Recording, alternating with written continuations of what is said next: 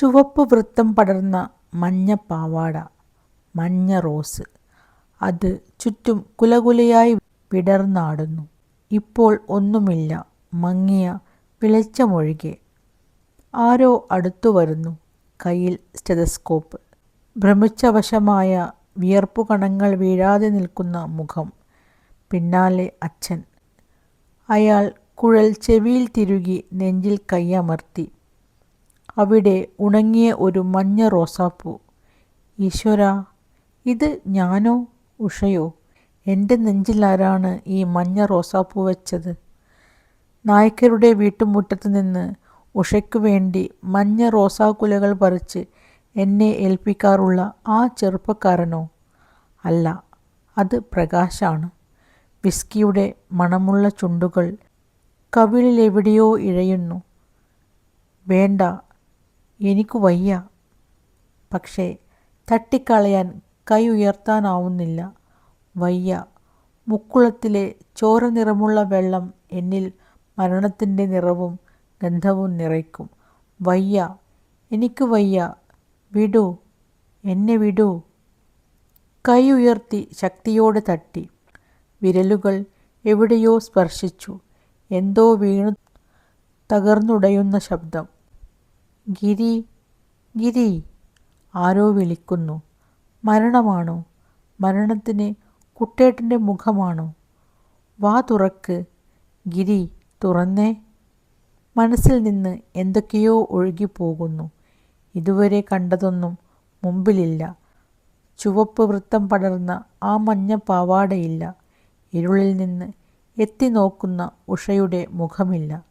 ആ ചെറുപ്പക്കാരനില്ല. പ്രകാശ്, എവിടെ പ്രകാശ്? കുട്ടേട്ടൻ. അമ്മ കണ്ണടച്ചു കിടന്നു.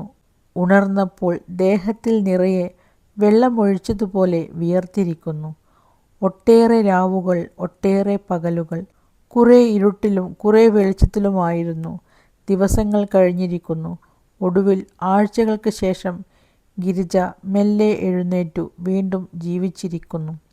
ഗിരിജ ഒരു കൊച്ചുകുട്ടിയെപ്പോലെ സാവധാനം ഇല്ലപ്പടികളിറങ്ങി. കാലുകളുടെ താളം തെറ്റുന്നു. എന്താണ് പറ്റിയത്? വെറുമൊരു പനിയോ? അതോ അമ്മ വിശ്വസിക്കുന്നതുപോലെ ഉഷയുടെ ആത്മാവ് എന്നിൽ സ്വാധീനിക്കുകയാണോ? വയ്യ, ഇനിയും ഇവിടെ വയ്യ. പോകണം. ഇതിലും ഭേദം അവിടെയാണ്. അതെ, വയ്യ, ഇങ്ങനെ വയ്യ. എങ്ങുനിന്നോ ഒഴുകി വരുന്ന വീതി കുറഞ്ഞ പുഴ കുന്നിൻ താഴ്വരയിൽ ഗർഭം ധരിക്കുന്നു. ഇത്രയധികം സുന്ദരമായ ഈ പ്രകൃതിക്ക് സ്വന്തം സ്വാർത്ഥത്തിനു വേണ്ടി ഇത്ര വിരൂപവും ഭീതിതവുമായ മുഖം നൽകിയതാരാണ്? നഗരത്തിലേക്ക് തിരിച്ചു പോകാനുള്ള തീരുമാനവുമായാണ് ഗിരിജ തിരിച്ച് ഇല്ലപ്പടികൾ കയറിയത്. ഇപ്പോൾ ഞാനാകെ മാറിയിരിക്കുന്നു. അവൾ ഓർത്തു. തന്നെ കണ്ടാൽ പ്രകാശോ വിമലോ പറഞ്ഞേക്കും, ചേച്ചി ആകെ മാറിയിരിക്കുന്നു. അപ്പോൾ പെട്ടെന്നാണ് ഓർത്തത്, മാഷുടെ അമ്മയ്ക്ക് എഴുതിയിരുന്നല്ലോ. അവർ വന്നിരുന്നോ? അറിയില്ല. അപ്പോൾ അബോധാവസ്ഥയിലായിരിക്കണം. ഡോക്ടറേച്ചിയുടെ ആങ്ങള വന്നിരിക്കുമോ? അടുക്കളയിലൂടെയാണ് കയറിയത്.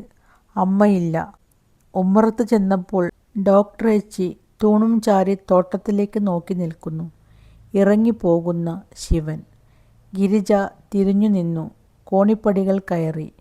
മരപ്പലകയുടെ ശബ്ദം കേട്ടിട്ടാവണം ഡോക്ടറേച്ചി തിരിഞ്ഞു നോക്കി. പിന്നാലെ അവരും കയറിച്ചെന്നു. അവരെ കണ്ടാൽ ഗിരിജ എപ്പോഴും ഒഴിഞ്ഞു മാറുകയാണ് പതിവ്. നേരിട്ട് ഒരിക്കലും സംസാരിക്കുകയോ മുഖത്തോട് മുഖം നിൽക്കുകയോ ചെയ്തതായി ഓർമ്മയില്ല. അവർ എന്തോ പറയാൻ തയ്യാറെടുക്കുകയാണെന്ന് തോന്നി.